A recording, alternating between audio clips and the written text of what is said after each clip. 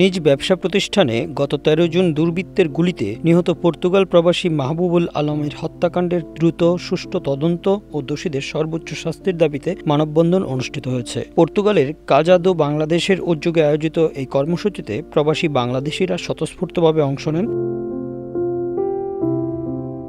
মঙ্গলবার স্থানীয় সময় বিকাল ৩:৩০টায় প্রবাসীদের একটি প্রতিনিধি দল পর্তুগালের স্বরাষ্ট্র মন্ত্রণালয়ে স্মারকলিপি প্রদান করে। এতে মাহবুবুল আলম হত্যার ন্যায় বিচার নিশ্চিত করা এবং প্রবাসী বাংলাদেশিদের নিরাপত্তা জোরদারের দাবি জানানো হয়।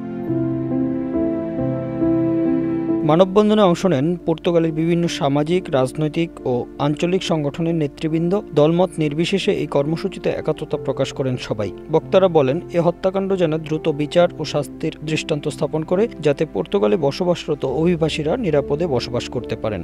আমরা আমাদের ন্যায় প্রতিবাদের মাধ্যমে এই সরকারকে, এই প্রশাসনকে জানিয়ে দিতে চাই যে আমরা এই দেশে কোনো রিফিউজি না, আমরা এই দেশে মর্যাদাপূর্ণ সম্মানিত অভিবাসী, এবং অভিবাসীদের যেই মর্যাদা, যেই সম্মান পাওয়ার যোগ্য, সেটা প্রশাসন আমাদেরকে দিতে বাধ্য।